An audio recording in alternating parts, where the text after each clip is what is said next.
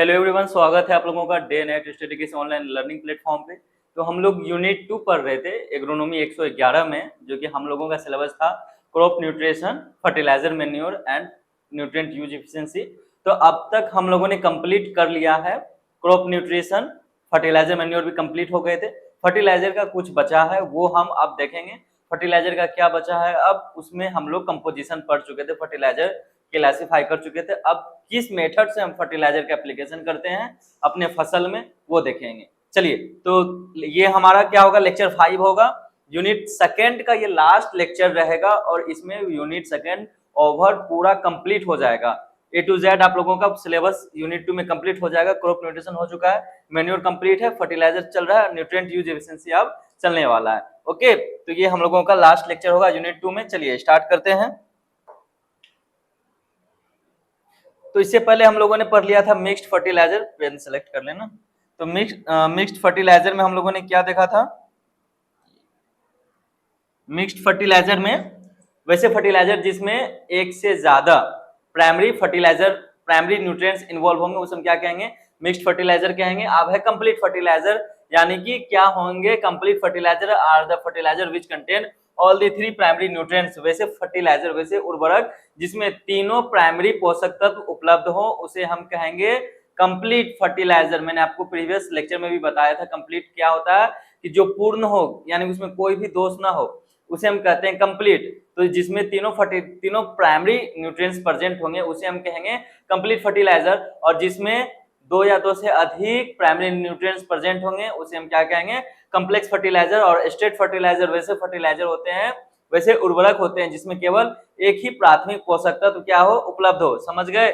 चलिए अब हम क्या करेंगे, फर्टिलाइजर ग्रेड और फर्टिलाइजर एनालिसिस, उनका पता लगाएंगे। ग्रेड का अर्थ होता है कि हम किस तरह उनका जो है, जैसे प्राइमरी न्यूट्रिएंट्स एनपीके है, तो उनका क्या उसमें रिप्रेजेंटेशन होता है, क्या उनका एप्लीकेशन है, किस प्रकार हम करेंगे, वो सारी चीजें अब समझेंगे। It represent the permanent proportion of total nitrogen, water soluble phosphorus and exchangeable potassium present in the fertiliser. Example क्या है कि नाइट्रोजन जो एनपीके है, नाइट्रोजन में जो कंप्लीट एनपीके जो कॉम्प्लेक्स, मैंने कंपोजिशन में जो ये लास्ट वाला कंपोजिशन था एनपीके कॉम्प्लेक्स, उसमें बताया था इसमें नाइट्रोजन भी 16% होता है, फास्फोरस भी 16% होता है एंड पोटेशियम भी 16% होता है। तो यहाँ 16-16-16 दिया गया है। तो इसमें कहेगा grade means it contains, grade किसे कहेंगे, मैंने अभी जस्ट बताया ना, ग्रेड क्या है कि उनका रिप्रेजेंटेशन कैसे करेंगे हम। जो आप अगर एनपीके कॉम्प्लेक्स का एक बोरी खरीदोगे मार्केट में जाके, तो वहां क्या क्या लिखा होगा, ऐसे 16-16-16, तो किसान समझ जाएंगे। ओके, लेकिन बट जब हम इनका रिप्रेजेंटेशन करेंगे, हम क्या कर रहे हैं, पढ़ाई कर रहे हैं, हमें क्या करना है, पेपर लिखना है। तो जब हम इनका रिप्रेजेंटेशन करेंगे, आपको एग्जाम में आएगा इनका ग्रेड लिखो, तो ग्रेड कैसे लिखेंगे, जब इनका हम ग्रेड लिखेंगे तो क्या लिखेंगे कि 16% क्या है, इसमें नाइट्रोजन है, 16% क्या वाटर सोल्यूबल फास्फोरस है, और 16% क्या है, एक्सचेंजेबल पोटेशियम है। समझ गए। ग्रेड का अर्थ यही है कि हम इन्हें किस तरह रिप्रेजेंटेशन करते हैं। सिंपल सा एग्जांपल है, एनपीके कॉम्प्लेक्स है, जिसमें अगर आप मार्केट में जाते हो, ये क्या है, ये जैसे किसान लोग खरीदने जाते हैं ना, तो उनके वो जो खरीदेंगे कहेगा कि एनपीके का हमको कॉम्प्लेक्स दीजिए। ओके, तो वो उनके बॉडी पे क्या लिखा होगा, 16-16-16, इस तरह से, तो किसान तो समझ जाएंगे। बट हमें पेपर लिखना है, तो हमें कहा जाता है कि इनका ग्रेड लिखो। पेपर में आएंगे कि ये फर्टिलाइजर है, ये उनका क्या है, एनपीके का रेशियो है, या इस तरह एनपीके का वो अमाउंट दे देगा वो। ओके, और कहेगा इनका ग्रेड लिखो। सिंपल सा अर्थ है, बस हमें क्या करना है, परसेंट लगाना है। ग्रेड मींस क्या करना है कि जब उनका हम ग्रेड करेंगे, तो बस क्या करेंगे, उसमें परसेंट लगा देंगे, बाकी कोई इनमें लोचा नहीं है, कोई भारी बात नहीं है, बहुत आसान था। अब समझिए फिलर्स क्या होते हैं। फिलर्स वैसे पदार्थ होते हैं जो फर्टिलाइजर को लंबे समय तक चलने के लिए क्या करते हैं, उनमें मिलाए जाते हैं। जैसे क्या होता है कि फिलर का काम होता है, जो उर्वरक है उसमें उस चीज को मिला देंगे, तो क्या होगा कि वो जल्दी से खराब नहीं होगा। समझ गए। जैसे हम दूध को क्या करते हैं, अगर रात में हम 2 बार अगर उसको क्या करते हैं, गर्म ना करें, तो वो क्या होगा कि सुबह दूध कहते हैं ना कि फट गया। तो या तो घर वाले क्या करते हैं, या तो 2-3 बार गर्म करके रख देते, सही रहता है, यानी तो फ्रिज में डाल दिए। तो फ्रिज काम क्या कर रहा है, फिलर का काम कर रहा है, उनको खराब होने से बचा रहा है। ओके, तो यही काम होता है फिलर का। फिलर क्या करते हैं, फिलर को जब हम उर्वरक में मिला देते हैं तो ये फर्टिलाइजर को लंबे समय तक टिके रहने के लिए हेल्प करता है। Filler are the materials, filler क्या होते हैं, एक मटेरियल्स होता है which are used in the condition and the total amount of the fertiliser mixture in less than the required, यानी कि जितना फर्टिलाइजर है उससे कम रिक्वायरमेंट होती है इनकी। The condition arise when high analysis fertiliser are used in the mixture. जब high analysis आपको पढ़ाया गया है पहले, बताइए क्या हाई एनालिसिस का एग्जांपल मैंने क्या बताया था, अमोनियम फॉस्फेट डीएपी, जिसमें कितना परसेंट फास्फोरस था, तो 46%। यूरिया भी आएंगे क्योंकि इसमें भी 46% नाइट्रोजन होता है। हाई एनालिसिस फर्टिलाइजर मैंने बताया था जिसमें प्राइमरी न्यूट्रिएंट्स मोर देन 25% होंगे, उसे हम क्या कहेंगे, हाई एनालिसिस फर्टिलाइजर कहेंगे। ओके, तो वहीं यहाँ पे कहा गया है कि ये किस कंडीशन में हम फिलर उसमें अप्लाई करते हैं, तो जब हाई एनालिसिस का फर्टिलाइजर होता है उसमें हम क्या करते हैं, फिलर जैसे पदार्थ मिलाते, मटेरियल मिलाते हैं, उनको खराब होने से बचाते हैं। फिलर क्या क्या हो सकते हैं, तो पाउडर्ड चारकोल हो सकता है, या तो सेंड हो सकता है, बालू, या क्या हो सकता है, डस्ट हो सकते हैं। इसे हम क्या कहते हैं, फिलर। सिंपल सा कंसेप्ट बस ये समझिए कि फिलर वैसे पदार्थ को कहते हैं जो उर्वरक को खराब होने से बचाता है, लंबे समय तक उनको टिके रहने के लिए क्या करता है, हेल्प करता है। ओके, फिलर्स वे सामग्रियां हैं जिनका उपयोग स्थिति और उर्वरक मिश्रण की कुल मात्रा में आवश्यकता से कम किया जाता है। यह स्थिति तब उत्पन्न होती है जब मिश्रण में उच्च विश्लेषण वाले उर्वरक का उपयोग किया जाता है। पूर्व संचालित लकड़ी, ओके, पूर्व संचालित लकड़ी का अर्थ है जो चारकोल होते हैं ना, जब लकड़ी को जला दिया जाता है तो जो एक मतलब ठोस लकड़ी होता है तो उससे कोयला बनता है, तो उसी को कहते हैं चारकोल, रेत, धूल आदि। ओके, समझ गए। अब समझिए कि न्यूट्रलाइजेशन क्या होता है। निष्प्रभावीकरण या उदासीकरण इसे कहेंगे, निष्प्रभावीकरण या उदासीकरण।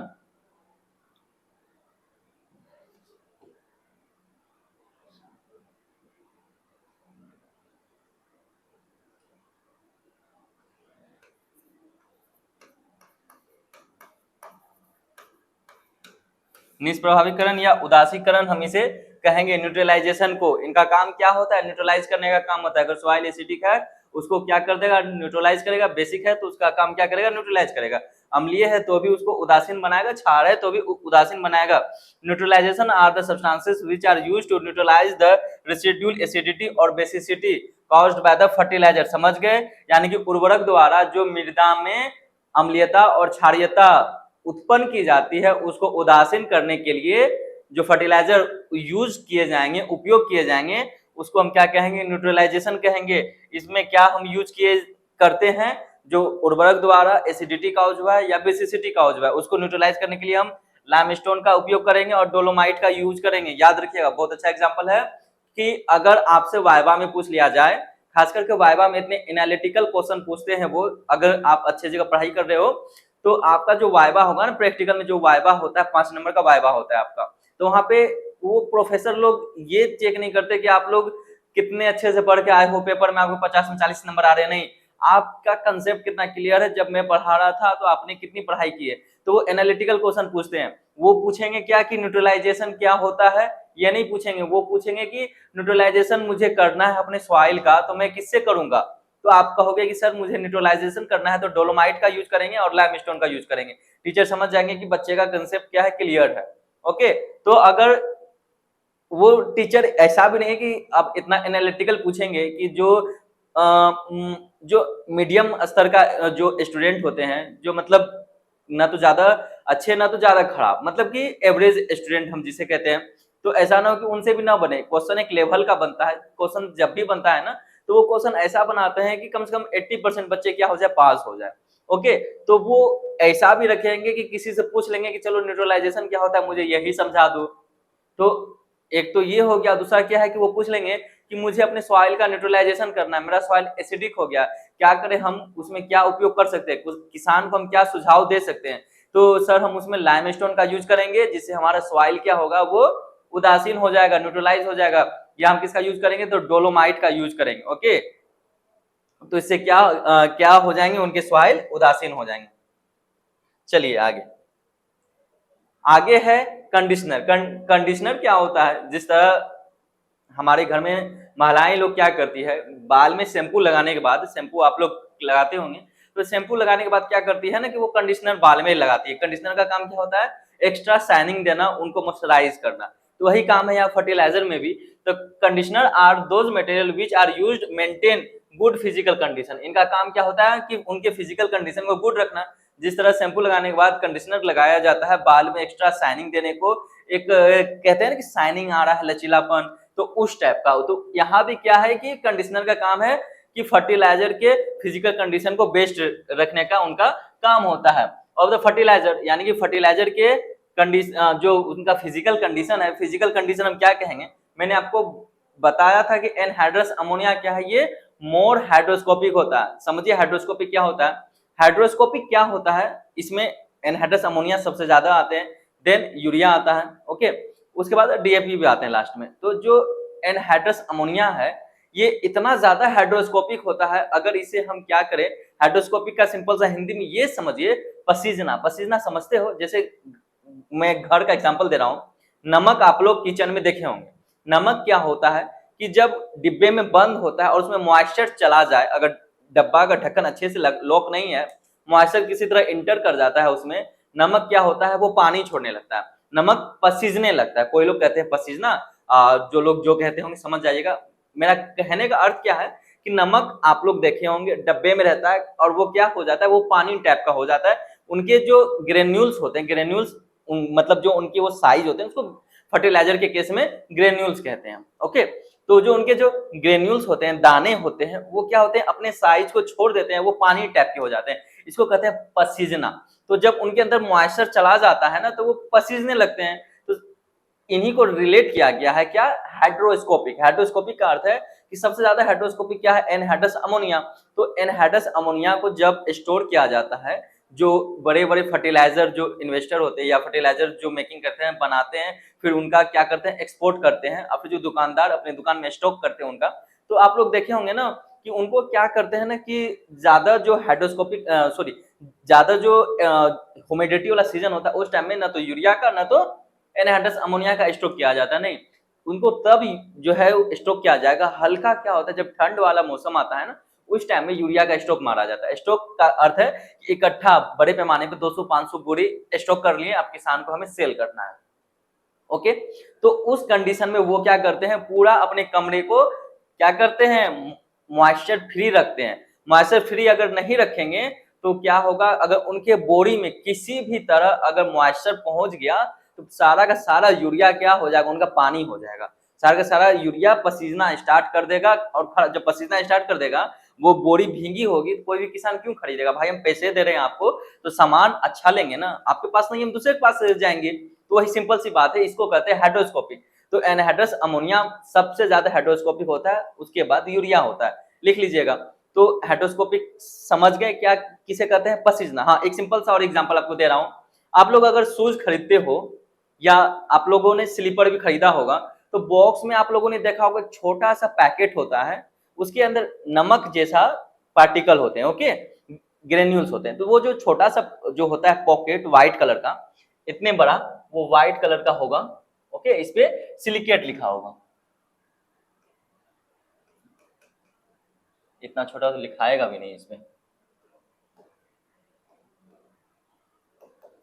सिलिकेट लिखा होगा, ओके। छोटा सा व्हाइट कलर का पोच होता है जिसमें सिलिकेट लिखा होता है। इसका काम क्या होता है, जल्दी से बताइए। इसका काम बस वही सिंपल सा होता है कि अगर खास करके अगर आप लेदर का कोई सामान खरीद रहे हो या कोई रेक्सिन है, रेक्सिन आप पर्स भी खरीदते हैं, लेडीज लोग पर्स खरीदती हैं, अगर वो बॉक्स में है या प्लास्टिक में पैक है, तो उनके अंदर ये सिलिकेट जेल जरूर होगा। इनको सिलिकेट जेल कहा जाता है, ओके, सिलिकेट जेल कहा जाता है। छोटा सा व्हाइट कलर का पोच जरूर होगा।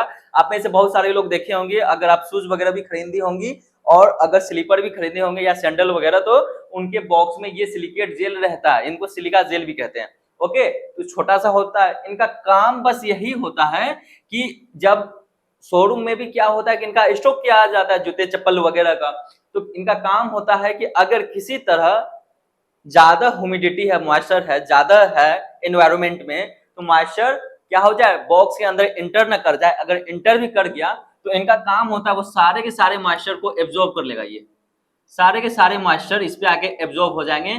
जब सारे के सारे मॉइस्चर सिलिकेट जो जेल है या सिलिका जेल है, वो सारे के सारा मॉइस्चर एब्जॉर्ब कर लेगा, तो वो क्या होंगे कि जो हमारे उनके अंदर प्रोडक्ट है वो खराब नहीं होंगे। इनका काम बस यही है। ओके, सिलिका जेल SiO2 ये होता है। ओके, तो इनका काम होता है मॉइस्चर को एब्जॉर्ब करना। अगर अब तक आप नहीं जान रहे थे तो समझ गए। और उनको कभी भी खाने की कोशिश मत कीजिएगा कि चेक करते हैं नमक तो नहीं है, बहुत जहरीला होता है। पता चला कि भारी पड़ गया चेक करने के चक्कर में, करने गए थे कुछ और, हो गया कुछ और। तो वो क्या होता है, सिलिका जेल होता है। उनका काम होता है कि अगर बॉक्स के अंदर, डब्बे के अंदर मॉइस्चर इंटर कर चुका है तो मॉइस्चर को वो एब्जॉर्ब कर लेते हैं और जो उनके अंदर प्रोडक्ट है उनको खराब होने से बचाता है। तो वही काम होता है एनहाइड्रस अमोनिया का। ये क्या होते हैं कि ज्यादा हाइड्रोस्कोपिक होते हैं, यूरिया भी ज्यादा हाइड्रोस्कोपिक होता है। इनको मॉइस्चर से बचाने के लिए इनको ऐसे रूम में क्या स्टोर किया जाएगा जहां पे बिल्कुल भी मॉइस्चर ना हो। समझ गए आप लोग? तो इसलिए इनको कहा जाता है हाइड्रोस्कोपिक। हाइड्रोस्कोपिक का अर्थ क्या है, पसीजना, उसी को कहते हैं। समझ गए? तो कंडीशनर मैंने आपको क्या था कंडीशनर, ये क्या करता है, फिजिकल कंडीशन को बेटर बनाता है फर्टिलाइजर में। आगे समझिए क्या है मेथड ऑफ फर्टिलाइजर एप्लीकेशन। अब तक आप लोग फर्टिलाइजर समझ चुके थे क्या है। ओके, अब हम समझेंगे कि फर्टिलाइजर का एप्लीकेशन कैसे करेंगे। फर्टिलाइजर का एप्लीकेशन कैसे करते हैं, फर्टिलाइजर हम लोग समझ गए। फर्टिलाइजर जो कंपोजिशन था वो भी समझ गए कि यूरिया में कितना नाइट्रोजन होता है या एनहाइड्रस अमोनिया में कितना नाइट्रोजन होगा, डीएपी में कितना फास्फोरस होगा। ये सारे क्या थे, कंपोजिशन थे और आपके पेपर में आते भी हैं क्योंकि मैंने इंपॉर्टेंट लिखा हुआ है। ओके, और आप आगे जीआरएफ दोगे तो वहां तो 99% चांस है कि आएंगे, वहां से क्वेश्चन बनते हैं। फर्टिलाइजर से क्वेश्चन बनता है तो वो कंपोजिशन से ही आते हैं। और मैंने आपको बताया था वो प्राइमरी सेकेंडरी छोड़ के वो क्या अदर वाले जो होते हैं वो आपसे पूछते हैं खास करके एग्जाम में।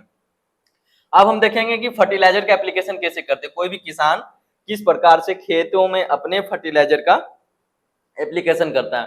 तो दो टाइप के एप्लीकेशन होते हैं। पहला क्या होता है, सॉइल एप्लीकेशन।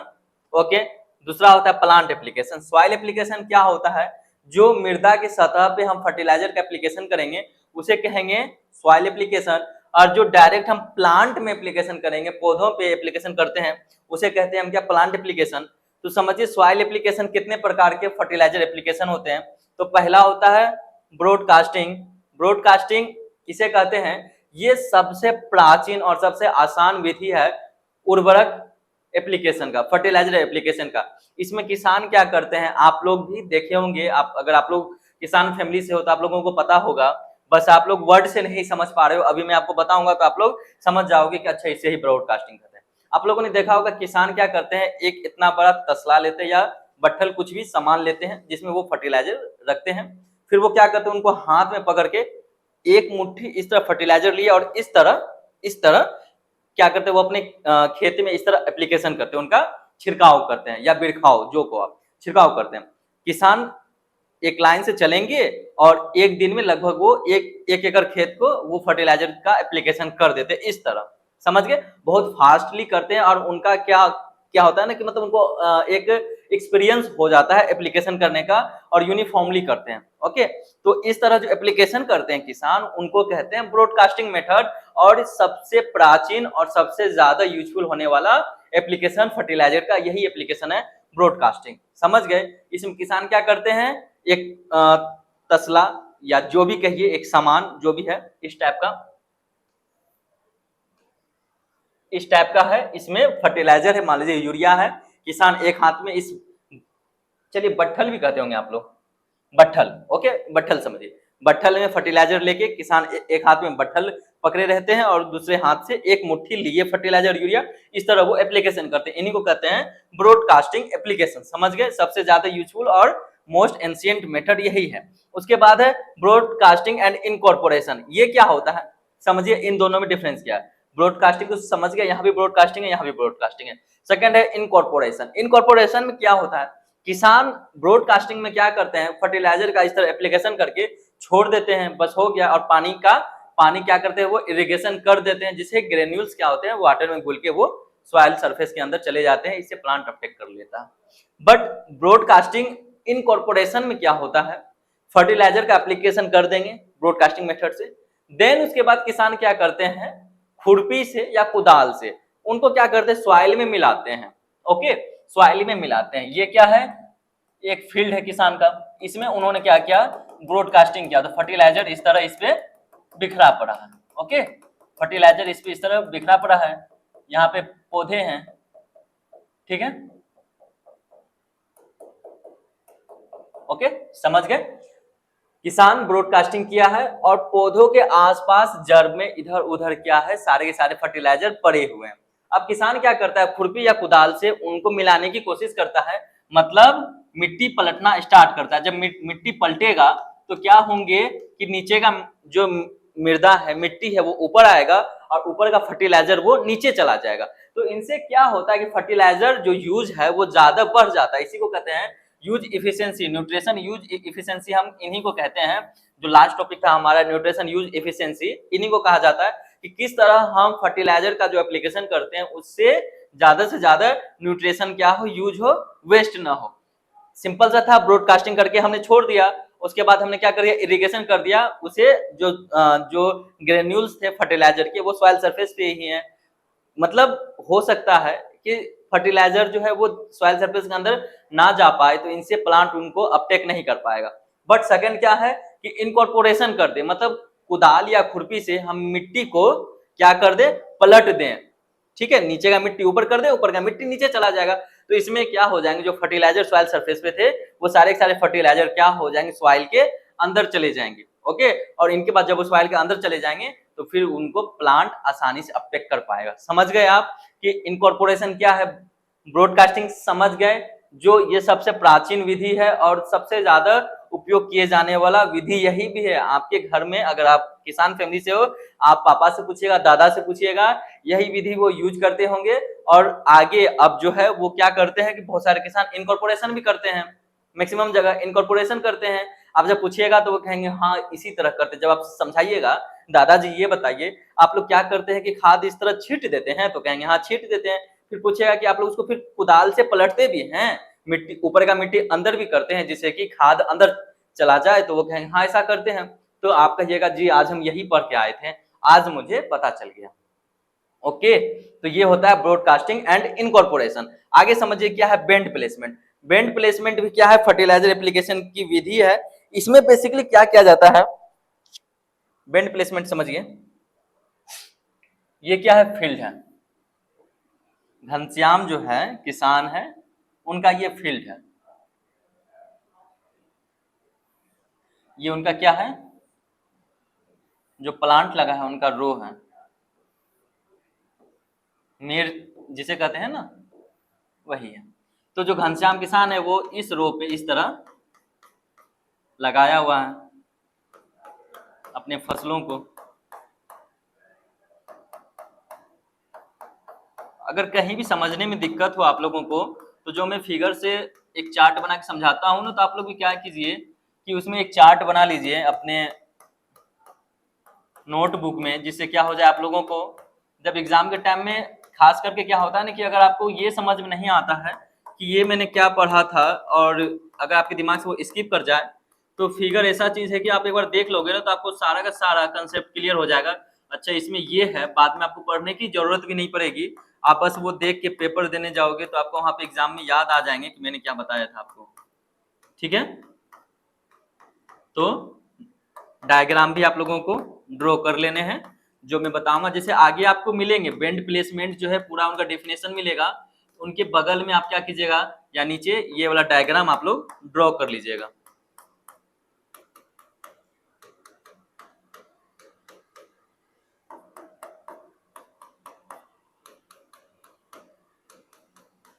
और आपके एग्जाम में याद रखिएगा 2 नंबर के क्वेश्चन में ये सारे जो है, जो फर्टिलाइजर का एप्लीकेशन है इसमें से कोई ना कोई आएगा, क्योंकि वो आना फिक्स है। या तो ब्रॉडकास्टिंग आएंगे, या तो बेंड प्लेसमेंट आएगा, या बाकी आगे जो फोलियर एप्लीकेशन वगैरह हम लोग पढ़ेंगे वो आपके पेपर में 2 नंबर के क्वेश्चन में आते हैं ये सब, क्योंकि ये शॉर्ट टर्म है तो 2 नंबर के क्वेश्चन में आएंगे। चलिए, ये क्या एक फील्ड है।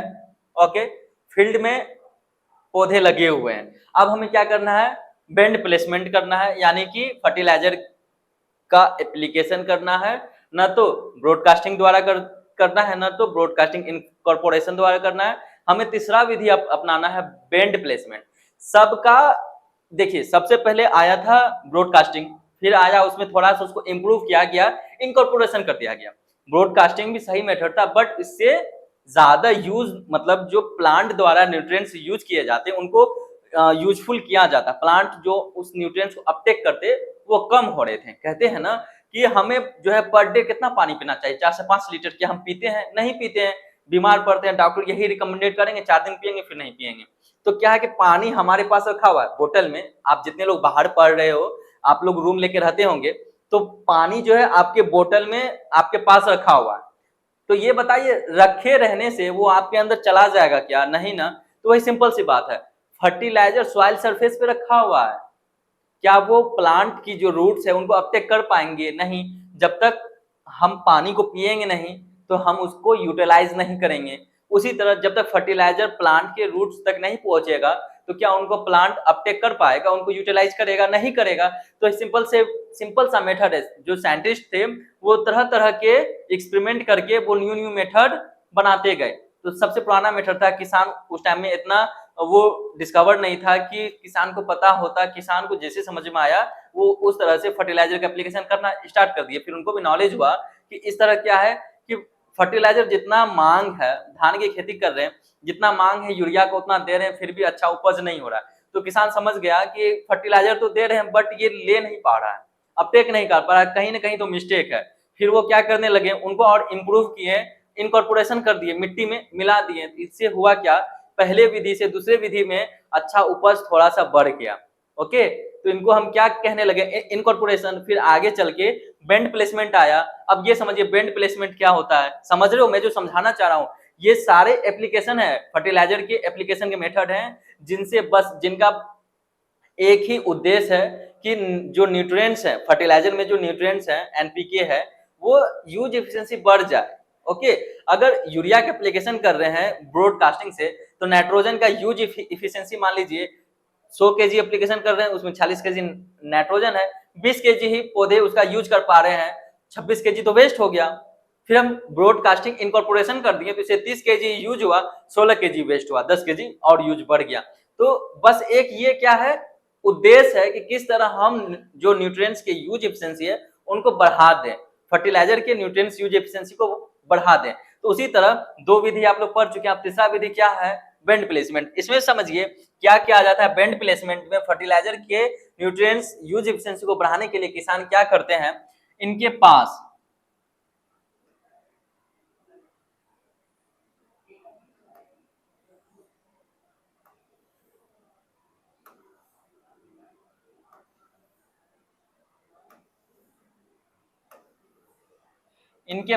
जो पौधे के मेड़ हैं, इनके पास क्या करते हैं, वो बेंड बनाते हैं। बेंड बनाने का मतलब है एक मेड़ है जिसपे क्या पौधे लगे हुए हैं, उसके दोनों साइड से वो क्या कर देते हैं, एक अलग से मेड़ बनाते हैं, बेंड बनाते हैं, जिसके अंदर फर्टिलाइजर का एप्लीकेशन किया जाता है। अब ये बताइए, ये बेसिकली क्या होता है, 3 सेंटीमीटर दूर होता है, इसकी डिस्टेंस 3 सेंटीमीटर दूर और 3 सेंटीमीटर डेप्थ।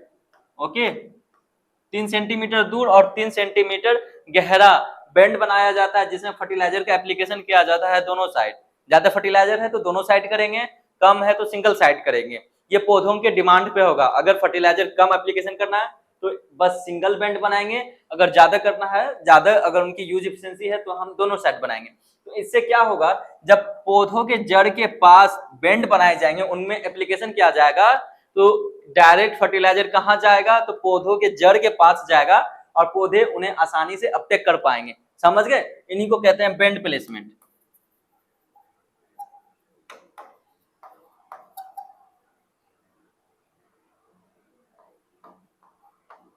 सिंपल सा था कि हमें क्या करना है, जो पौधे के मेड़ है उसके पास एक बेंड बनाकर जो फर्टिलाइजर है उनको प्लेस करना है, उसी को कहते हैं प्लेसमेंट, बेंड प्लेसमेंट। बेंड बनाकर उसमें फर्टिलाइजर एप्लीकेशन करेंगे, जिससे क्या हो कि जो पौधे के जड़ें हैं आसानी से उनको फर्टिलाइजर उपलब्ध हो जाए, फर्टिलाइजर में जो न्यूट्रिएंट्स प्रेजेंट हैं उनको वो आसानी से अपटेक कर ले। समझ गए? ये 3 फिगर इधर बनाए गए हैं समझाने के लिए 4, बाकी आप समझ आएगा कि सिंपल है। मतलब इनके दोनों साइड हमें क्या करने हैं, बेंड बनाने हैं। ओके, क्या करने हैं, बेंड बनाने हैं, और उसमें हमें क्या करना है, फर्टिलाइजर का एप्लीकेशन करना है। इसी को कहते हैं बेंड प्लेसमेंट।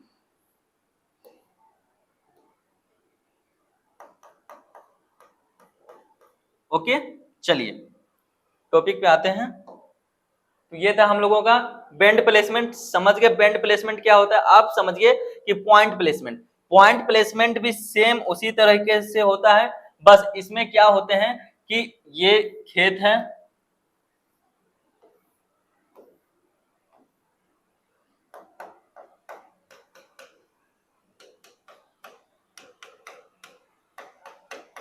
एक बात और याद रखिएगा, ये आपके पेपर में आता नहीं है बट आपके एंट्रेंस में हर जगह मिलेंगे आपको, और खास करके क्या है कि कोई अच्छे प्रोफेसर होंगे ना तो वो पूछ लेंगे आपसे, कोई अच्छे प्रोफेसर अगर आपको मिल गए तो वो आपसे पूछ लेंगे कि बेंड प्लेसमेंट में हम किस फर्टिलाइजर का एप्लीकेशन करते हैं। ओके, आप कहोगे कि जब फर्टिलाइजर का एप्लीकेशन करते हैं सर तो सारे फर्टिलाइजर का करेंगे, तो याद रखिएगा खास करके बेंड प्लेसमेंट में क्या करते हैं किसान, बेंड प्लेसमेंट में खास करके फास्फोरस फर्टिलाइजर का एप्लीकेशन किया जाता है।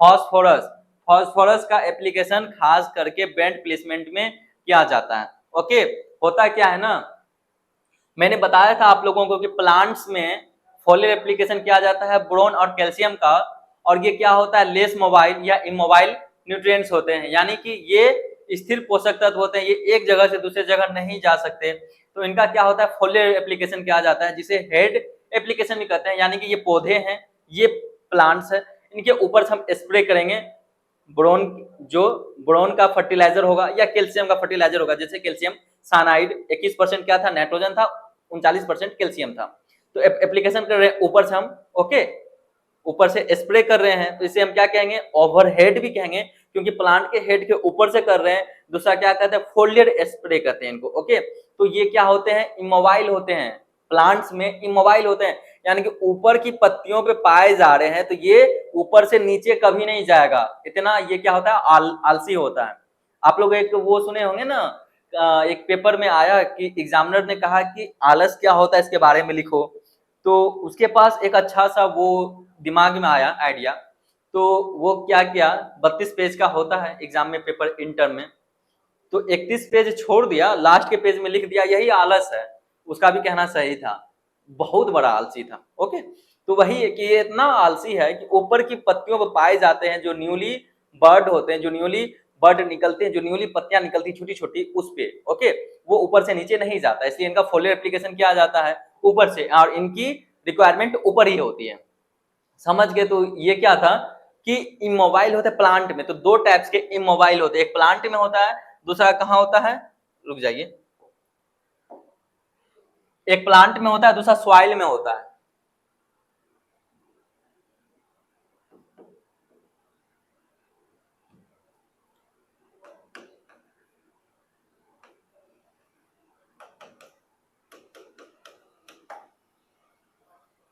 इमोबाइल न्यूट्रिएंट्स इन प्लांट,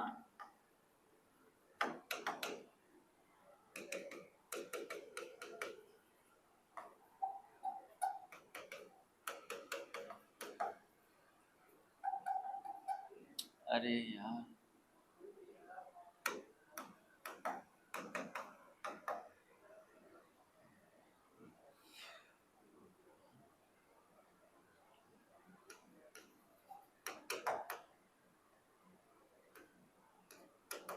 समझिए मैंने लिखा है पहला इमोबाइल न्यूट्रिएंट्स इन प्लांट, यानी कि ऐसे पोषक तत्व जो पौधे में क्या हो इमोबाइल हो, चलायमान ना हो। मोबाइल का मतलब होता है चलायमान, ओके मोबाइल का मतलब होता है, लिख लीजिए मोबाइल, मोबाइल जो हम लोग यूज करते हैं वो वाला मोबाइल नहीं, ओके मोबाइल चलायमान,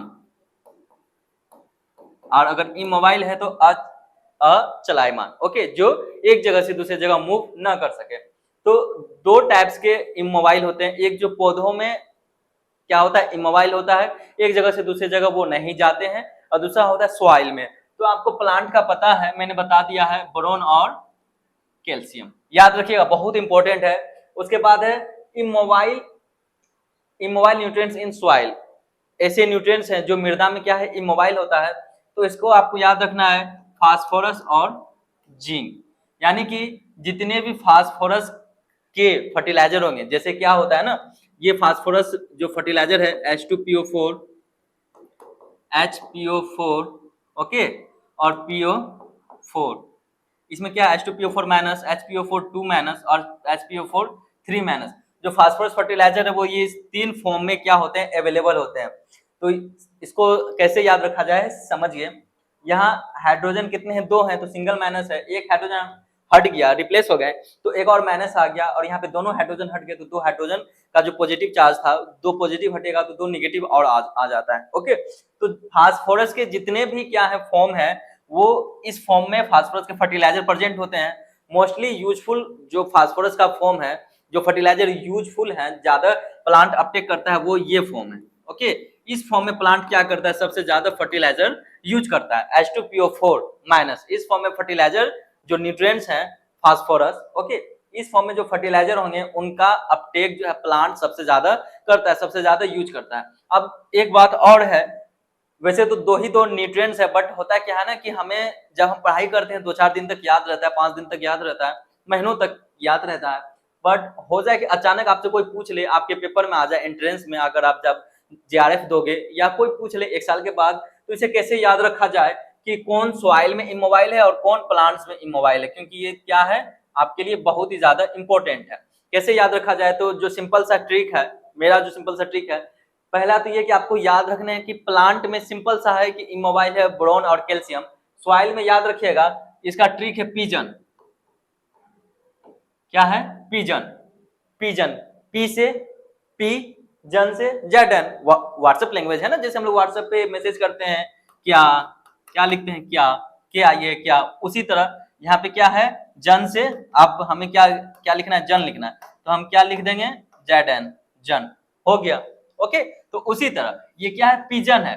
पी से फास्फोरस याद रखिएगा, पी से पी और पी फॉर फास्फोरस, और जन से Zn, Zn for zinc. Okay, तो याद रखिएगा कि सॉइल में जो इमोबाइल न्यूट्रिएंट्स है वो क्या है, फास्फोरस और जिंक है। फास्फोरस की ये 3 फॉर्म होते हैं, बट प्लांट सबसे ज्यादा फास्फोरस अपटेक करता है H2PO4 माइनस के फॉर्म में, और जो प्लांट्स में इमोबाइल है वो क्या है, बोरॉन और कैल्शियम है। अब ये समझिए, ये पॉइंट हम जो है मुझे वो समझाना था कि हमें क्या समझाना था कि पॉइंट प्लेसमेंट हम क्यों करते हैं और बेंड प्लेसमेंट क्यों करते हैं। मैंने आपको अभी जस्ट बताया था कि बेंड प्लेसमेंट में सबसे ज्यादा फास्फोरस का एप्लीकेशन किया जाता है। अगर हमें फास्फोरस फर्टिलाइजर का एप्लीकेशन करना है तो बेंड प्लेसमेंट करेंगे। और अभी जस्ट हमें आपको क्या बताया कि फास्फोरस क्या है, सॉइल में इमोबाइल न्यूट्रिएंट्स है। इमोबाइल, मैंने ये पहले कंसेप्ट क्लियर आप लोगों को कर दिया है, आप लोगों को क्लियर, ये जो है कंसेप्ट क्लियर होना चाहिए। मैंने आपको बताया था कि इमोबाइल वैसे न्यूट्रिएंट्स होते हैं, अभी भी जस्ट बताया कि एक जगह से दूसरी जगह ये स्थानांतरित नहीं होते हैं।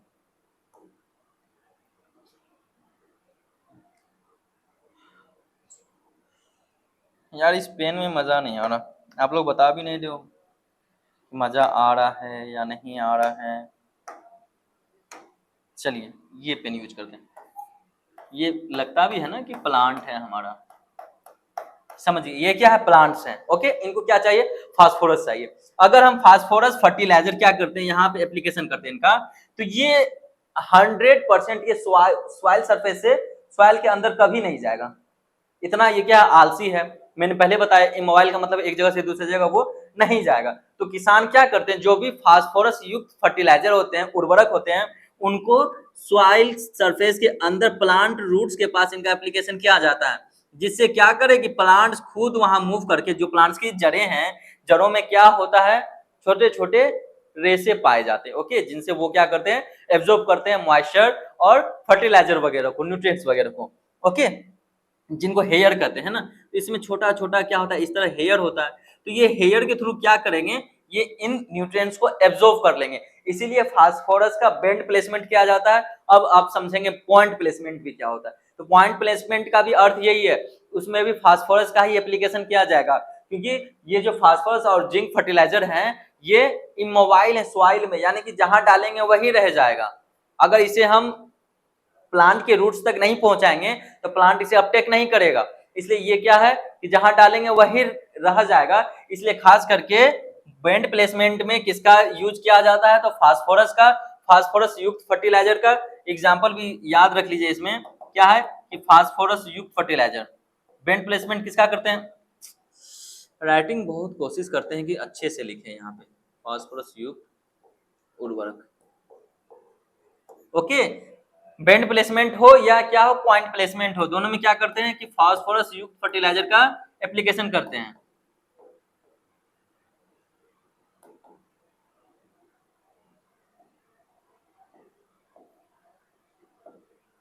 समझिए क्या होता है पॉइंट प्लेसमेंट क्या है। ये घनश्याम किसान का फील्ड है, उनके फील्ड में फसल लगे हुए हैं। तो इसमें क्या था कि पूरा साइड से एक रो बना के उनको पूरे रो में फर्टिलाइजर दिया जाता है, और क्या है कि जहां पौधे लगे वहां पे एप्लीकेशन किया जाता है। बट फिर इसको आगे और क्या किया गया, इंप्रूव किया गया कि इतना हम मेड़ बनाए, उससे अच्छा है कि क्यों ना हम पॉइंट प्लेसमेंट करें। पॉइंट प्लेसमेंट करने का अर्थ है जहां पे हमारे प्लांट्स लगे हुए हैं उनके पास, उनके जड़ के पास हम क्या करते हैं, यहाँ पे फर्टिलाइजर का एप्लीकेशन करते हैं पॉइंट बनाकर। ये क्या है, पौधा है, पौधा है ये उनकी जड़ें हैं।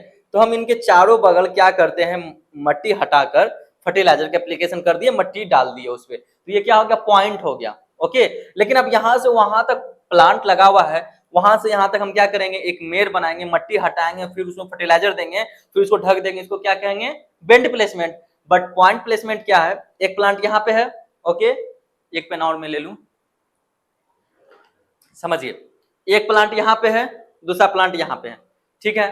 तो बेंड प्लेसमेंट क्या है कि यहाँ से यहाँ तक हम मेड़ बनाएंगे तब फर्टिलाइजर डालेंगे। बट पॉइंट प्लेसमेंट क्या है, बस यहाँ पे हम जो है वो गड्ढा करेंगे, मट्टी हटाएंगे, अब पॉइंट, ओके, सिर्फ इस प्लांट के रूट्स के पास गड्ढा करेंगे, फर्टिलाइजर डाल देंगे, और इस प्लांट के रूट के पास गड्ढा करेंगे, मट्टी डाल देंगे। तो जो इन दोनों के बीच का स्पेस है वहां तो हम नहीं बेंड बनाएंगे ना, वहां नहीं हम क्या करेंगे, गड्ढा करेंगे। ये बेनिफिट हुआ, क्या बेनिफिट हुआ, लेबर कॉस्ट बचा और मेहनत बचा। लेबर कॉस्ट बचा यानी कि इसको कोड़ने के लिए, यानी कि पूरे प्लांट टू प्लांट कोड़ने के लिए, मट्टी हटाने के लिए ज्यादा लेबर लगेंगे, ज्यादा टाइम कंज्यूम होगा, ज्यादा कॉस्ट लगेगा, लेबर ज्यादा है। तो फिर क्या आगे क्या गया कि पॉइंट प्लेसमेंट क्या गया, प्लांट के रूट के पास क्या हो गया, मिट्टी हटा दिया गया, फर्टिलाइजर डाल दिए, इस रूट के पास मिट्टी हटा दिए, फर्टिलाइजर डाल दिए। तीसरा प्लांट यहाँ पे होता तो यहाँ पे भी क्या करते, मिट्टी हटाते, डाल देते। तो आप इन दो प्लांट के बीच का जो स्पेस है वो स्पेस तो बचा, वो तो हम नहीं, वहां का मट्टी हटा, वहां फर्टिलाइजर नहीं डाले, तो फर्टिलाइजर भी बचा, मेहनत भी बचा और कॉस्ट भी बच गया आपका। समझ गए? तो ये होता है पॉइंट प्लेसमेंट। पॉइंट प्लेसमेंट तो जहां पे पॉइंट, जहां पे प्लांट्स है बस हम वहीं पे उनके रूट्स के पास क्या करेंगे, गड्ढा बनाकर उनको फर्टिलाइजर का एप्लीकेशन करेंगे। किस फर्टिलाइजर का एप्लीकेशन करेंगे, फास्फोरस का। याद रखिएगा, बेंड प्लेसमेंट क्या होते हैं कि पौधों का जो मेड़ होता है उनके एक साइड या दोनों साइड, जैसा यूज एफिशिएंसी होगा उनका, तो पौधों के मेड़ के साइड एक दूसरा मेड़ बनाकर उसमें फर्टिलाइजर डाले जाते हैं। दूसरा क्या है पॉइंट प्लेसमेंट में कि हम बस क्या करते हैं कि जो पौधे की जड़ें हैं वहां पर एक पॉइंट बनाकर मट्टी हटाकर फर्टिलाइजर डाल देंगे, बस पार्टिकुलर स्पेस में। आप बताओ यहाँ से यहाँ के बीच का ये एरिया बचा या नहीं बचा, कोड़ने से, मट्टी हटाने से बच गया ना, तो इतना हमें बेनिफिट हुआ। पहले यहाँ क्या कर रहे हैं किसान, पूरा कोड़ रहे हैं तो लेबर कॉस्ट भी ज्यादा लग रहा है, लेबर ज्यादा लग रहा है, टाइम ज्यादा कंज्यूम हो रहा है। बट इसमें क्या है कि बस प्लांट टू प्लांट हम क्या कर रहे हैं, प्लेसमेंट कर रहे हैं, इसी को कहते हैं पॉइंट प्लेसमेंट। समझ गए? ओके, तो हम लोगों ने ब्रॉडकास्टिंग कंप्लीट कर लिया है, ब्रॉडकास्टिंग इनकॉर्पोरेशन भी कंप्लीट हो गया, बेंड प्लेसमेंट समझ गए, पॉइंट प्लेसमेंट समझ गए। अब सब सॉइल एप्लीकेशन, सब सॉइल एप्लीकेशन क्या है, सॉइल एप्लीकेशन समझ गए कि मृदा पे एप्लीकेशन होगा, और सब सॉइल क्या है, मृदा के अंदर होगा। सिंपल सी बात है, इसे हम क्या कहेंगे, सब सॉइल एप्लीकेशन कहेंगे। फिर है फर्टिगेशन। फर्टिगेशन क्या है, देखो इसको अगर आप क्या करो, यहाँ देखो फर्टी से फर्टिलाइजर और गेशन से याद रखिएगा इरिगेशन से बना है। यानी कि फर्टिगेशन क्या है, जब इरिगेशन वाटर के साथ हम फर्टिलाइजर का एप्लीकेशन करेंगे, इसे हम कहते हैं फर्टिगेशन। इसके बहुत बेनिफिट है। पहला बेनिफिट तो ये है कि फर्टिलाइजर के जब हम इरिगेशन करेंगे उसी के साथ अगर हमारा फर्टिलाइजर भी पहुंच जाए तो टाइम, पहला तो टाइम बचेगा, दूसरा क्या है, लेबर कॉस्ट बचेगा, दोबारा हमें लेबर नहीं लगाने हैं अपने फील्ड में। उसके बाद क्या होगा, सबसे ज्यादा क्या, कॉस्ट बचेगा, टाइम बचा, एक साथ ही हो गया।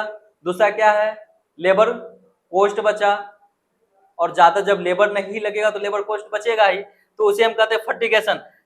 इसका अर्थ है application of fertilizer, okay, in irrigation water. यानी कि इरिगेशन वाटर के साथ जब हम फर्टिलाइजर का एप्लीकेशन करते हैं अपने फील्ड में, उसे हम फर्टिगेशन कहते हैं। बेसिकली होता क्या है कि जहां से पानी का सप्लाई होगा फील्ड में, ओके, वो क्या करते हैं, एक टैंकर में, एक टैंक होता है, उसमें पानी इकट्ठा होते हैं, वहां से पानी आपके फील्ड में जाएगा।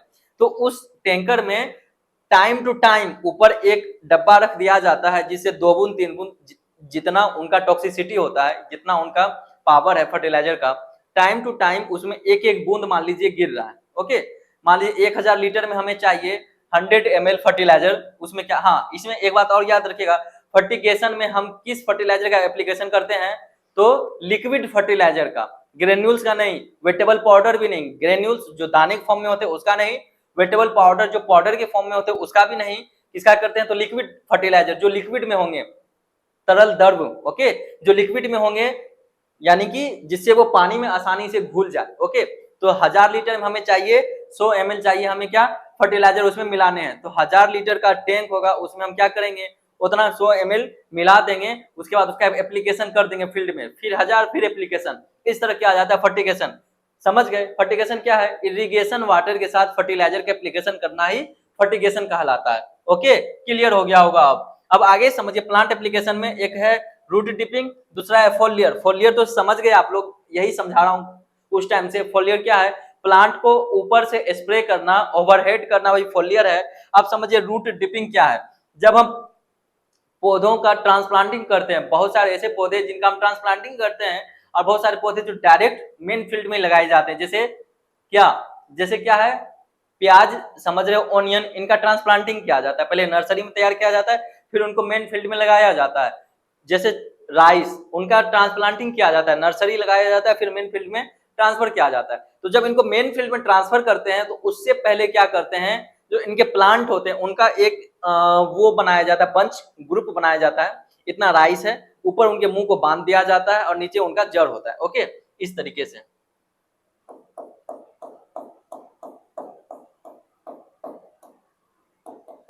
ये क्या है, मान लीजिए राइस या ओनियन की प्लांट है, और इस तरह ये बीच में क्या है, बांधा हुआ है। तो क्या करते हैं किसान कि ये एक राइस के प्लांट का बंच है, ट्रांसप्लांटिंग करना है, मेन फील्ड में लगाना है, या ओनियन। ओके, तो किसान क्या करता है, इसको इस तरह हाथ में पकड़ के जो फर्टिलाइजर होगा, लिक्विड फर्टिलाइजर, बस रूट को उसमें डिप करता है, रूट डिप किया लिक्विड में, और उसके बाद मेन फील्ड में वो लगा दिए। इनको कहा जाता है रूट डिपिंग। बस क्या करना है कि रूट जो है, जो ट्रांसप्लांटिंग क्रॉप्स है, उनके रूट्स को, उनके जड़ों को फर्टिलाइजर लिक्विड में, जो लिक्विड फर्टिलाइजर होगा उसमें डिप करना है, फिर क्या करना है, उनको लगा देना है मेन फील्ड में। यही होता है क्या, रूट डिपिंग। समझ गए, ये समझाए थे अभी, ये भी नोट डाउन कर लीजिएगा। आगे समझिए आप सॉइल एप्लीकेशन। ओके, अब हम इनको क्या क्या करेंगे, पूरा इलुबरेट करेंगे, पूरा इनका अब वहां समझने की चीजें थी, कंसेप्ट क्लियर हो गया। अब आप लोग अगर इनको पढ़ोगे तो आप खुद से भी समझ जाओगे कि ब्रॉडकास्टिंग क्या है, ब्रॉडकास्टिंग इनकॉर्पोरेशन क्या है। ओके, समझ गए, चलिए कंसेप्ट क्लियर है। अब आप लोगों को डेफिनेशन दिया जा रहा है सॉइल एप्लीकेशन में। ओके, पहला क्या था, ब्रॉडकास्टिंग। ब्रॉडकास्टिंग क्या है, application of fertilizer uniformly on the soil surface is known as broadcasting. This is done either before sowing of the crops or in the standing crops. क्या समझे, broadcasting में fertiliser को या तो फसल लगाने से पहले भी हम ब्रॉडकास्टिंग कर सकते हैं खाली फील्ड में, या फसल लगने के बाद भी जो स्टैंडिंग क्रॉप्स होंगे, फसल लगे होंगे, उसमें भी क्या होता है, ब्रॉडकास्टिंग किया जाता है। आप लोग देखे होंगे अपने गांव घर में, आप लोगों ने देखा होगा कि धान की फसलें लगी हुई है, तब उसमें जाके, या जो मकई की खेती होती है, मक्का की खेती होती है, मक्का का फसल लगा हुआ है, फिर किसान जाके क्या करता है, जब कमर के हाइट का होता है प्लांट्स, तब क्या करते हैं किसान, उसमें जाके एप्लीकेशन करते हैं ब्रॉडकास्टिंग मेथड से। तो ब्रॉडकास्टिंग दो टाइप्स के होते हैं, या तो बिफोर प्लांटिंग किया जाता है, या तो स्टैंडिंग स्टेज में किया जाता है। ओके, और ये क्या होता है, यूनिफॉर्मली। यहाँ एक पॉइंट है, याद रखिएगा, अगर पूछ ले आपसे टीचर कि यूनिफॉर्मली क्या होता है, यूनिफॉर्मली का अर्थ है कि जब वो ब्रॉडकास्टिंग करता है किसान, अपने हाथों से एक अनुमान से इस तरह वो क्या करता है, छिटकवा विधि कहते हैं इसे हिंदी में, वो क्या करता है, फर्टिलाइजर का एप्लीकेशन करता है। मुझे ये बताइए, क्या आप इस तरह एप्लीकेशन करते हो तो ये जरूरी नहीं है कि यहाँ भी 4 दाना गिरे, वहां भी 4 दाना गिरे, वहां भी 4 दाना गिरे, नहीं, किसी जगह ज्यादा गिर जाता है, किसी जगह कम गिरता है, किसी जगह मॉडरेट गिरता है, इसलिए इनको कहा जाता है यूनिफॉर्मली। इसलिए बाद में क्या क्या किया गया, इनकॉर्पोरेशन किया गया, मिट्टी पलटना स्टार्ट किया गया, जिससे वो क्या हो जाए, सॉइल सरफेस के अंदर चला जाए।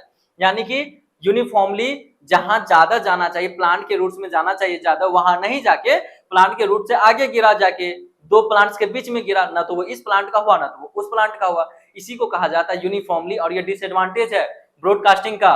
डिसएडवांटेज क्यों है, क्योंकि ये अच्छा एप्लीकेशन नहीं माना गया आगे चल के, क्योंकि जहां ज्यादा गिरना चाहिए वहां तो है नहीं, क्योंकि जब स्टैंडिंग क्रॉप्स में छिटते हैं हम, फर्टिलाइजर को, तो जो पौधों की जो पत्तियां होती है, लीव्स होती है, उन पे फर्टिलाइजर गिरते हैं, तो उस वजह से पत्तियों पे टकराने की वजह से फर्टिलाइजर उनकी जड़ में न गिरकर पत्तियों के सहारे दूर चले जाते हैं, इसलिए इनको कहा जाता है यूनिफॉर्मली, और ये क्या होता है, डिसएडवांटेज होता है। ओके, ब्रॉडकास्टिंग का याद रखिएगा, क्या याद रखिएगा, application of fertilizer uniformly on the soil surface, soil surface पे किया जाता है, known as broadcasting. This is done either before standing crop, फसल लगाने से पहले खाली प्लॉट में ब्रॉडकास्टिंग किए जाएंगे, या तो स्टैंडिंग क्रॉप्स में क्या होगा, किया जाएगा। याद रखिएगा, 2 नंबर के पेपर में आपको ये आते हैं। फिर है broadcasting of fertilizer in the standing crop is known as top dressing. अगर हम स्टैंडिंग क्रॉप में फर्टिलाइजर का एप्लीकेशन कर रहे हैं तो इसे हम टॉप ड्रेसिंग भी कहेंगे। फर्टिलाइजर सॉरी प्लांट लगा हुआ है, फसल खेत में लगे हुए हैं, तब एप्लीकेशन कर रहे हैं तो इसे हम टॉप ड्रेसिंग भी कहेंगे ना, ऊपर से, टॉप से ऊपर से हम क्या कर रहे हैं, फर्टिलाइजर का एप्लीकेशन कर रहे हैं, टॉप ड्रेसिंग कहेंगे। Broadcasting advantage with soil and soluble fertilizer, हम ऐसे फर्टिलाइजर को यूज करेंगे ब्रॉडकास्टिंग में जो क्या हो, वाटर में सोल्यूबल हो, वाटर के साथ घुल के, जब हम इरिगेशन करेंगे फर्टिलाइजर एप्लीकेशन के बाद, तो वो वाटर में घुल के सॉइल सरफेस के अंदर चला जाए, ऐसा नहीं कि वो सॉइल वाटर में घुले ना और मिट्टी के सतह पे ही पड़ा रह जाए। ओके, तो जो सॉइल, जो वाटर में सोल्यूबल फर्टिलाइजर होते हैं, उन्हीं का ब्रॉडकास्टिंग किया जाता है। आगे समझिए, फिर आगे है ब्रॉडकास्टिंग इनकॉर्पोरेशन। समझ गए, सिंपल सा। आप देखो होता क्या है ना, पहले आपको समझा दिया गया, कंसेप्ट क्लियर कर दिया गया है, तो आपको ऐसा हेडेक नहीं लग रहा होगा, अच्छा ये क्या है, अच्छा ये क्या है, समझ रहे होंगे आप कि आप क्या आगे बताने वाला हूं। तो incorporation of the fertilizer after broadcasting, broadcasting करने के बाद हम क्या करते हैं, इनकॉर्पोरेशन करते हैं in the soil in another most popular, ठीक है, ये अनदर यानी कि उसके अलावा, another most popular method fertilizer application in India. पहला तो क्या है, स्टार्टिंग से, जब से क्या है, खेती स्टार्ट हुआ इंडिया में, तब से क्या ब्रॉडकास्टिंग ही किया जा रहा था, बाद में इनकॉर्पोरेशन उसमें करना स्टार्ट हो गया, इसलिए कहा गया है कि उसके बाद कोई अदर मेथड है जो फर्टिलाइजर एप्लीकेशन में क्या है, पॉपुलर है। Generally the entire dose of phosphatic and potassic fertilizer is applied by broadcasting before sowing, then this fertilizer are incorporate. Incorporate का मतलब क्या है, उसे मिट्टी में दबा दिया जाता है, मिट्टी को पलट दिया जाता है, द सॉइल बाय द हेरोइंग, समझ गए, इनटू द सॉइल बाय हेरोइंग और प्लैंकिंग, हेरोइंग करके, जुताई करके, समझ गए, इसी को हम क्या कहते हैं, ब्रॉडकास्टिंग इनकॉर्पोरेशन कहते हैं। आगे समझिए बेंड प्लेसमेंट क्या होता है। This is the best method of fertilizer application to field crops, generally the application of fertilizer 5 centimetre away from the seed row, seed row यानी कि जो प्लांट का रो होगा उनसे 5 सेंटीमीटर दूर और 5 centimetre depth and 5 centimetre deeper than the seed placement is recommended. एक second, समझ गए क्या है बेंड प्लेसमेंट। यहाँ पे माफ कीजिएगा, क्या लिख दिए हैं, 3 सेंटीमीटर, क्या करना है यहाँ 5 सेंटीमीटर, यहाँ भी 5 सेंटीमीटर। ओके, जो प्लांट रूट्स होगा या जो हम सीड लगाएंगे फसलों का, उनसे 5 सेंटीमीटर दूर और 5 सेंटीमीटर गहराई में हम क्या करेंगे, इनका प्लेसमेंट करेंगे। ओके, ये प्लांट टू प्लांट क्या होगा, मतलब कि फसल टू फसल ये वेरी करेगा। अगर स्मॉल दाना वाला सीड होगा तो वो 3 सेंटीमीटर, लार्ज दाने वाला जैसे मकई में अगर हम बेंड प्लेसमेंट करेंगे तो 5 सेंटीमीटर, याद रखेगा, इन जनरली 5 सेंटीमीटर आपको याद रखने हैं। बेंड प्लेसमेंट समझ गए। अब आगे चलिए, आगे क्या है, आगे है पॉइंट प्लेसमेंट। पॉइंट प्लेसमेंट क्या है, placement of fertilizer near the plant, कहाँ करते हैं, नियर द प्लांट करते हैं। ओके, अदर इन होल, क्या करते हैं, होल बनाकर, जो गड्ढा बनाया जाता है, मिट्टी हटाया जाता है पॉइंट के फॉर्म में, और in depression floor by the covering with the soil is known as the point placement. क्या हम क्या करते हैं, कवर कर देते हैं ऊपर में सॉइल से, समझ गए, जो प्लांट रूट्स है उनके पास हम क्या करते हैं, गड्ढा कर मट्टी हटाकर फर्टिलाइजर डालकर ऊपर से हम सॉइल से कवर कर देते हैं, उसी को हम क्या कहते हैं, पॉइंट प्लेसमेंट कहते हैं। मोस्ट इंपोर्टेंट बस क्या है इसमें कि नियर द प्लांट करते हैं। ओके, प्लांट के रूट्स के पास, एकदम प्लांट के पास करते हैं हम। उसके बाद है सब प्लांट प्लेसमेंट, इसमें क्या करते हैं, it is refer to the placing of fertilizer in the sub soil with the help of high power machinery. Okay, क्योंकि सॉइल के अंदर फर्टिलाइजर का एप्लीकेशन करता है, ये सॉइल सरफेस है, इसके अंदर हमें फर्टिलाइजर का एप्लीकेशन करना है, तो जो फार्म मशीनरी होगा वो पावरफुल होना चाहिए, जिससे वो क्या करे, सॉइल के अंदर फर्टिलाइजर का एप्लीकेशन करे। Okay, this method is recommended in humid and sub humid region where sub soil are acidic, जहाँ पे जो मृदाएं हैं वो अम्लीय हो जाते हैं, एसिडिक होते हैं, और वहां का क्लाइमेटिक कंडीशन क्या होगा, ह्यूमिड और सब ह्यूमिड होगा। ओके, उस जगह पे सब प्लांट प्लेसमेंट करते हैं। बेसिकली ये इंडिया में न के बराबर किया जाता है, क्योंकि उतना तो है नहीं, यहाँ ज्यादा क्या मार्जिनल फार्मर है, यहाँ पे छोटे किसान हैं। ओके, खास करके हरियाणा पंजाब में किया भी जाता है। ओके, बट बाकी कहीं नहीं किया जाता, इतना पैसा नहीं है कि वो फार्म मशीनरी ले, मशीन ले, फिर उनका एप्लीकेशन करे फर्टिलाइजर का। वो तो कहते भैया ब्रॉडकास्टिंग जिंदाबाद। उसके बाद है फर्टिगेशन, समझ गए, application of fertilizer along with irrigation water is known as fertigation. It is generally follow with drip irrigation. जब हम ड्रिप इरिगेशन समझाऊंगा आगे, थोड़ा यहाँ भी समझ लो। ड्रिप इरिगेशन क्या होता है, ये इरिगेशन का मोस्ट, क्या कहोगे आप, मोस्ट एकदम एडवांटेजियस मेथड है। इसमें क्या होता है, जिस तरह फर्टिलाइजर यूज एफिशिएंसी को बढ़ाने के लिए इतने मेथड थे, उसी तरह वाटर यूज एफिशिएंसी को बढ़ाने के लिए ड्रिप इरिगेशन किया जाता है। Drip irrigation basically horticulture crops में किए जाते हैं, हॉर्टिकल्चर फ्रूट क्रॉप्स में। ओके, डिस्टेंस वाले जितने भी क्रॉप्स हैं उसमें ड्रिप इरिगेशन किया जाता है। इसमें क्या होता है कि प्लांट के पास, प्लांट के रूट के पास पाइपलाइन के जरिए, एक पाइपलाइन बिछा होता है, पाइपलाइन के जरिए प्लांट के रूट्स के पास एक पाइपलाइन होता है, और पाइपलाइन के जहां प्लांट का रूट्स है वहां पे एक होल होता है, उससे क्या लिखा है, ड्रिप। ड्रिप का मतलब क्या है, ड्रॉप ड्रॉप। तो उससे बूंद बूंद क्या होता है, वाटर का सप्लाई होता है। यानी कि एक बूंद गिरा प्लांट एब्जॉर्ब कर लिया, एक बूंद गिरा प्लांट एब्जॉर्ब कर लिया, वाटर वेस्ट नहीं हुआ। ओके, इसी को कहा जाता है ड्रिप इरिगेशन। एक होता है स्प्रिंकलर इरिगेशन, जिस तरह फोलियर एप्लीकेशन होता है उस तरह स्प्रिंकलर भी होता है। इसमें भी पाइपलाइन बिछे होते हैं, लगभग 20 मीटर लंबा पाइप होगा और 6 मीटर ऊंचा फिर ऊपर pipe, horizontal pipe 20 metre, horizontal pipe 20 metre, फिर इस पे वर्टिकल पाइप होते हैं 6 मीटर का, उसके ऊपर नोजल लगा होता है जो मूव करता है ऐसे ऐसे, ठीक है, हमेशा इससे पानी आएगा, वो ऐसे ऐसे मूव करता है। तो एक बार पानी को इधर फेंकेगा, दूसरी बार इधर फेंकेगा, फिर ऐसे ऐसे उनको मूव करता है पानी को। यानी कि प्लांट्स को पानी ऐसे मिलते हैं जैसे वर्षा हो रही है। ओके, तो याद रखिएगा, अंडुलेटेड जो लैंड होते हैं, अंडुलेटेड जमीन होती है, मतलब उबड़ खाबड़ वाला जो जमीन होता है, जहाँ की मृदाएं समतल नहीं है, उबड़ खाबड़ है, वहां पे ड्रिप इरिगेशन और स्प्रिंकलर इरिगेशन के थ्रू इरिगेशन किया जाता है। अगर पूछ लिया जाए कि ड्रिप इरिगेशन और स्प्रिंकलर में भी किनको प्रीफरेंस देंगे, फर्स्ट नंबर किनका हम रखेंगे जिससे वाटर यूज ज्यादा हो, तो याद रखिएगा ड्रिप इरिगेशन का, देन स्प्रिंकलर इरिगेशन। सबसे ज्यादा यूजफुल क्या है, ड्रिप इरिगेशन। ड्रिप इरिगेशन के थ्रू वाटर यूजफुल एफिशिएंसी 80 से 90% है। ड्रिप इरिगेशन में 80 से 90% है और स्प्रिंकलर में 50 से 70% है। जब ये आएगा इरिगेशन वाले टॉपिक वहां बताऊंगा, यहाँ बस मैं वर्बली बता रहा हूँ, समझ जाइए। आप लोगों को कॉपी में लिखना है तो लिख लीजिए। ड्रिप इरिगेशन का वाटर यूज एफिशिएंसी 80 से 90% ये वाटर यूज करता है, बस 10 से 20% ये क्या करता है, वेस्ट करता है, 80 से 90 यूज करता है। और स्प्रिंकलर में 50 से 70% या 60 से 70% यूज करते हैं, बस 30 से 40 क्या होता है उसमें वेस्ट होता है। ओके, तो इसलिए इनको प्रेफरेंस दिया जाता है। तो जब हम ड्रिप इरिगेशन करते हैं तो उसमें हम क्या करते हैं, फर्टिगेशन सबसे ज्यादा यूजफुल होता है। इरिगेशन वाटर के साथ फर्टिलाइजर क्या होता है, प्लांट के रूट्स तक पहुंच जाते हैं। अब एप्लीकेशन टू प्लांट, यानी कि जितने भी सॉइल पे फर्टिलाइजर का एप्लीकेशन करने का मेथड था सारा कंप्लीट हो गया।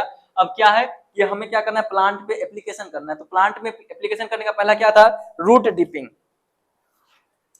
रूट डिपिंग क्या है, the root of seedlings are applied in nutrients solution before transplanting. समझ गए, पौधों के ट्रांसप्लांटिंग से पहले हम उनके रूट्स को क्या करेंगे, न्यूट्रिएंट्स के सॉल्यूशन में डिप करेंगे। In soil deficient in phosphorus, P4 phosphorus, roots of rice seedling are dipped in phosphorus. जो सलरी होता है ना, सलरी क्या कहते हैं समझिए, सलरी आपको समझाता हूं। बिफोर ट्रांसप्लांटिंग जो सलरी होता है फास्फोरस, यहां देखिए घोल में, रोपाई से पहले अंकुरन की जड़ों को पोषक तत्व के घोल में डुबोया जाता है मिट्टी में। ये क्या, P4 फास्फोरस की कमी होने पर धान के पौधों की जड़ों को रोपाई से पहले फास्फोरस के घोल में डुबोया जाता है। सलरी समझिए क्या होता है, बेसिकली सलरी क्या होते हैं ना, कि हम लोग कहते हैं जैसे राख जो बचता है, जब लकड़ी यूज किए जाते हैं चूल्हों, जो घर में, गांव घर में आप लोगों ने चूल्हा देखा होगा, चूल्हे पे खाना बनते हैं और अच्छा टेस्टी खाना भी बनता है, स्वादिष्ट खाना बनता है। चूल्हे पे जो होता है वो अच्छे से खाना पकते हैं, स्वादिष्ट बनता है। तो वो जो राख होता है ना, खास करके लकड़ी का जो राख होता है वो फास्फोरस युक्त होता है। इसलिए जब भी धान की कटाई होती है या किसी फसल का कटाई होता है, तो उनका जो नीचे वाला पार्ट होता है ना, उनको किसान क्या करते हैं, जला देते हैं फील्ड में ही। जला देते हैं क्यों? क्योंकि उनके राख से क्या होता है, प्लांट को ये सॉरी सॉइल को फास्फोरस मिल जाता है, इसलिए उनको वो क्या कर देते हैं, जला देते हैं। वैसे जलाने पे बैन लगा हुआ है, अगर आप ऐसा काम करोगे, फसल का जो रेसिड्यू होता है उसे आप फील्ड में जलाओगे, तो अगर कोई शिकायत कर दिया कि फलाना जगह वो ऐसा काम कर रहा है, सलरी को जला रहा है, तो फिर पुलिस आपको ले जाएगी। ओके, अगर आप लार्ज स्केल पे करते हो, बीच बीच में आप न्यूज में भी देखते होंगे, हरियाणा पंजाब साइड ऐसा हो रहा है कि एक हेक्टेयर खेत में वो जो है प्लांट्स की जो रेसिड्यू बच जाते हैं, ऊपर का पोर्शन काटने के बाद जड़ वाला पोर्शन, उनको वो क्या करते हैं, जला देते हैं, आग लगा देते हैं। तो इनसे क्या होता है, सॉइल को फास्फोरस मिल जाता है। आप कहोगे कि सर जब सॉइल के लिए फायदा है, फास्फोरस मिल रहा है, तो फिर इन पे बैन क्यों है? बैन इसीलिए है कि इनसे क्या हो जाता है, एयर पोल्यूशन हो जाता है ना। तो जितने भी स्मोक जाएंगे एनवायरनमेंट में, उनसे एयर पोल्यूशन होगा। तो कहा जाता है कि आप जलाओ नहीं, उनको क्या करो, जुताई कर दो फील्ड में और उनको मिट्टी में दबा दो। जब जुताई होगा, नीचे का मिट्टी ऊपर आएगा, जड़ें नीचे चली जाएंगी, इससे वो क्या हो जाएंगे, सर गल के सॉइल को फास्फोरस मिल जाएगा, लेकिन जलाना नहीं है, इसीलिए इनको बैन किया गया है। बीच बीच में जब ये चीज होता है तो वो न्यूज में आते भी हैं, तो उसी को हम क्या कहते हैं, स्लरी कहते हैं, बिफोर ट्रांसप्लांटिंग। समझ गए? तो आगे चलिए, रूट डिपिंग समझ गए आप। है फोलियर स्प्रे, कितना समझाऊंगा, समझा के थक गया हूँ। Application of fertilizer to foliage of the crops as spray. Foliage क्या होता है, जो प्लांट्स का ऊपरी पार्ट्स होते हैं उनको फोलियज कहा जाता है। Crops as spray solution is known as the foliar spray. Okay, अब हम जानेंगे कि एप्लीकेशन कब करते हैं फर्टिलाइजर का, समझ गए? हम लोगों ने क्या पढ़ा, जो क्रॉप न्यूट्रिशन था सबसे पहले वो कंप्लीट हो चुके थे, उसके बाद मेन्योर आप लोग कंप्लीट कर चुके हो, फिर फर्टिलाइजर भी कंप्लीट हो गया आप लोगों के। न्यूट्रिएंट यूज एफिशिएंसी हम लोग पढ़ चुके हैं किसमें, फर्टिलाइजर एप्लीकेशन के थ्रू। ओके, किस तरह न्यूट्रिशन यूज एफिशिएंसी को बढ़ाना है। ओके, अब जब वो सारा कंप्लीट हो गया, अब बस एक थोड़ा सा बचा है क्या, कि टाइम ऑफ एप्लीकेशन।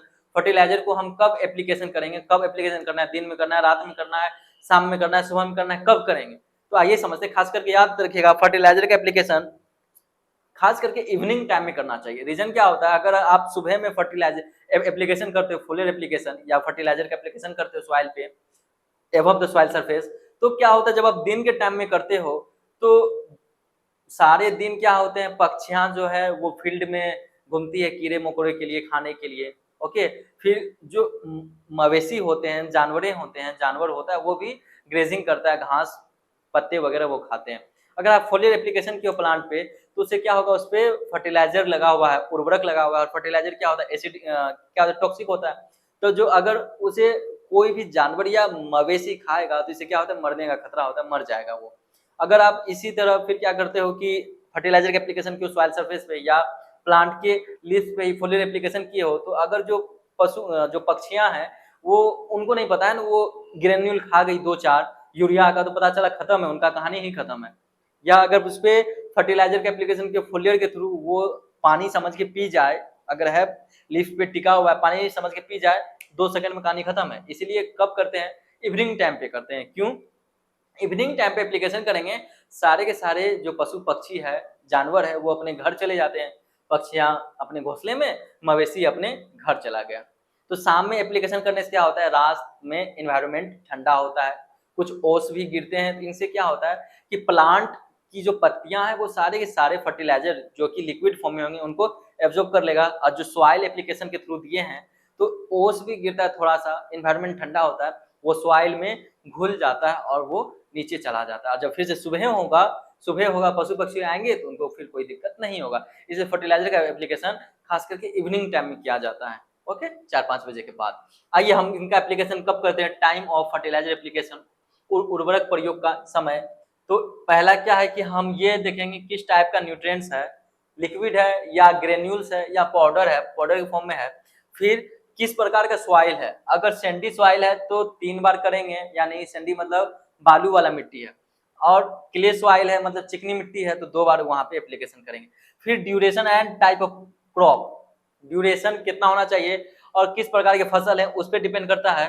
तो fertilizer will be given to the fodder crops as many time as it is harvest. यानी कि याद रखिएगा जो चारा वाली फसलें होती है ना उसको 3 से 4 बार 5 बार उनकी कटाई की जाती है। इसलिए कहा गया है कि जब तक फॉडर क्रॉप्स, फॉडर का यहाँ लिख लीजिए, चारा वाली फसल लिखा है क्या यहाँ पे, हाँ देखिए चारा वाली फसल, जो चारा वाली फसलें होती है जब तक उनका 3-4 कटाई होता है, 3-4-5 कटाई होता है, तो जब तक कटाई होता रहेगा तब तक हम फर्टिलाइजर का एप्लीकेशन उसमें करते रहेंगे। उसके बाद है कि फर्टिलाइजर्स किस प्रकार का है उस पर भी ये डिपेंड करता है। आगे देखिए डोज ऑफ फर्टिलाइजर एप्लीकेशन। अब ये देखिए कितना डोज होना चाहिए फर्टिलाइजर का एप्लीकेशन चल ही रहा है उस टाइम से। The dose of fertilizer application varies with the crop tube. Okay, duration of crop किस टाइप की वैरायटी है, क्या उनका वैरायटी है, उस पे किस प्रकार की किस्म है। फिर method of application and soil type, किस प्रकार की मृदा है जो पीछे बताया गया है। There are several approaches of determining the fertilizer doses. Okay, जो पीछे 1 2 3 4 पॉइंट के फॉर्म में बताया गया, यहाँ पे इकट्ठा बता दिया गया। अब समझिए पहला क्या है, ब्लैंकेट रिकमेंडेशन, कंबल की अनुशंसा। उसके बाद सॉइल टेस्ट क्रॉप रिस्पॉन्स, यानी कि अप्रोच क्या करेंगे। ब्लैंकेट मतलब ये हुआ, ब्लैंकेट मतलब ये वो कंबल नहीं है, ठीक है, ये वो वाला कंबल नहीं है जो हम लोग ठंड के मौसम में यूज करते हैं।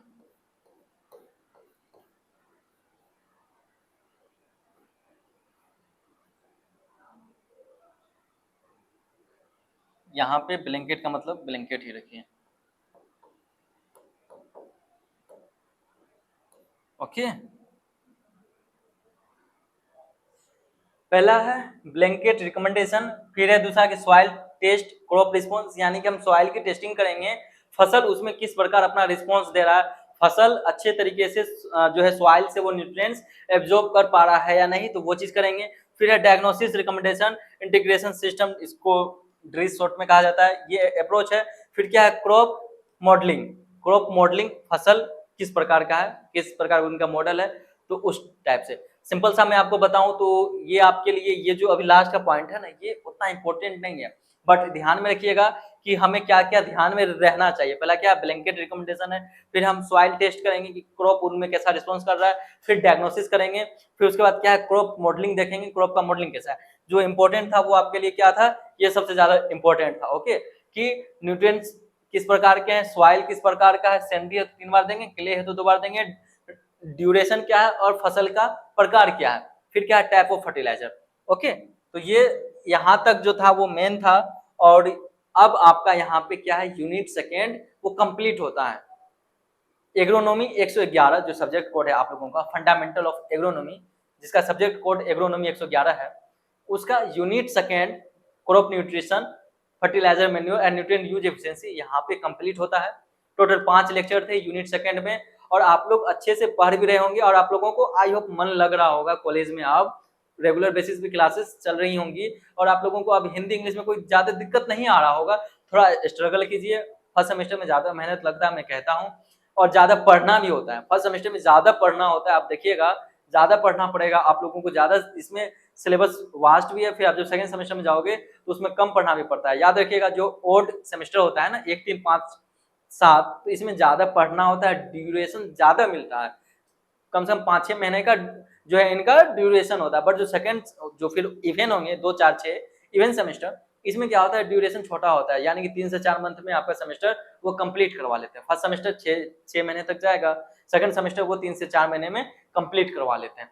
तो इसमें थोड़ा सा ज्यादा पढ़ना भी पड़ता है, कोर्स भी इसमें क्या होता है ज्यादा होता है, सेकंड सेमेस्टर में कम हो जाएंगे। जैसे कि फर्स्ट सेमेस्टर में आप लोगों को 11 पेपर पढ़ने होते हैं और सेकंड सेमेस्टर में बस 9 पेपर पढ़ना होता है, 2 पेपर घट जाएगा। लेकिन फिर आप जब थर्ड सेमेस्टर में जाओगे फिर उसमें 12 पेपर हो जाएगा, पेपर बढ़ जाएंगे। फिर तो यही होता है कि ओड सेमेस्टर में टाइम ज्यादा मिलता है तो ज्यादा सिलेबस है, और इवेंट सेमेस्टर में टाइम कम मिलता है तो सब्जेक्ट भी कम रखे गए, कम सिलेबस रखा गया। तो चलिए कोई दिक्कत नहीं है, डीएनएस टीम आपके साथ है, मन लगा के पढ़िए और मेहनत कीजिए, नोट्स अच्छे से बनाइएगा सिस्टमेटिक ढंग से, और रेगुलर बेसिस पे इसको रिवीजन भी कीजिएगा। चलिए फिर मिलते हैं नेक्स्ट लेक्चर में, तब तक के लिए थैंक यू।